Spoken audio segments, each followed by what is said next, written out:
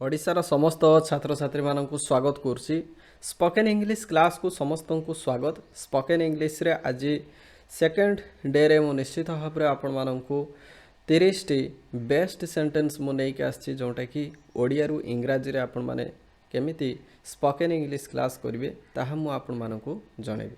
तो समस्त को स्पोकन इंग्लिश क्लास को हार्दिक अभिनंदन एवं स्वागत करुच्ची। आसतु आजिर क्लास आरंभ करने पूर्व आपण मानक गोटे नवेदन रोचे समस्ते आम चैनल को सब्सक्राइब करूँ। साइड जो बेल आइकन अच्छी ताकू क्लिक करूँ एवं ए वीडियो को गोटे लाइक निश्चित भाव करूँ एवं चैनल को सब्सक्राइब करने भूलु ना। तो आसतु वीडियो को आम आरंभ करवा।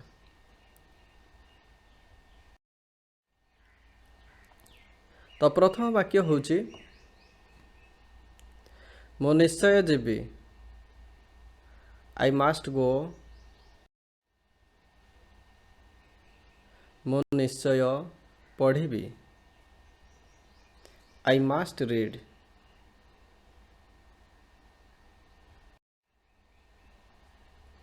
मु निश्चय खेली मु निश्चय खेली I must play. I must play. मु निश्चय हसबी मु निश्चय हसबी I must laugh. I must laugh.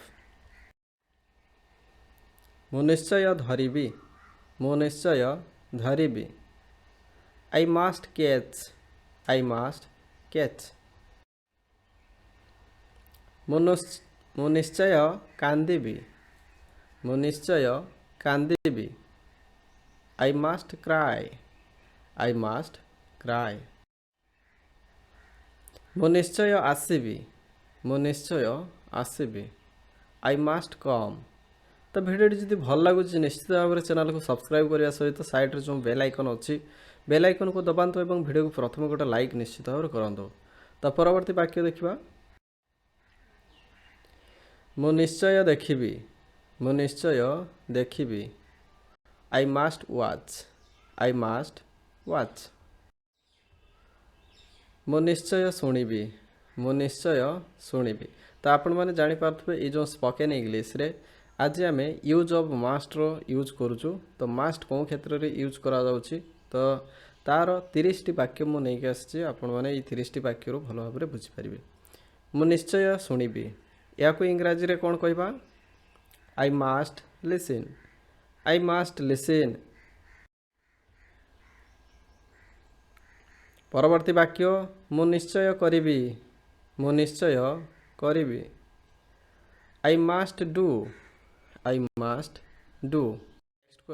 Next वाक्य से निश्चय खेलिबो से निश्चय खेलिबो he must play. He must play. तुम्हें निश्चय आसिबो तुम्हें निश्चय आसिबो you must come. You must come. आमे निश्चय आसिबु आमे निश्चय आसिबु we must come. We must come. परवर्ती वाक्य देखिबा आमे निश्चय खेलिबु आमे निश्चय खेलिबु we must play. We must play. तुम्हें निश्चय सुनो तुम्हें निश्चय सुनो यू मस्ट लिसन। तुम्हें निश्चय सुनो यू मस्ट लिसन। तुम्हें निश्चय पढ़ तुम्हें निश्चय पढ़ you must read. You must read. Ram निश्चय जीव राम निश्चय जीव ए क्षेत्र में कौन हेबो Ram must go. Ram must go. Sita निश्चय जीव सीता मस्ट गो। मते जीवाकू पड़िबो वाक्य परिवर्तन होउछि समस्ते लक्ष्य करिवे मते जीवाकू पड़िबो।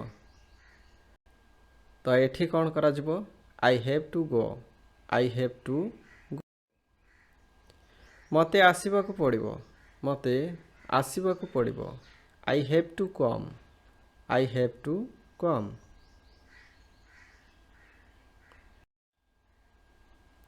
तुमको आसिबाकु हेबो तुमको आसिबाकु हेबो you have to come you have to come मु जाई परिबी मु जाई परिबी I can go I can go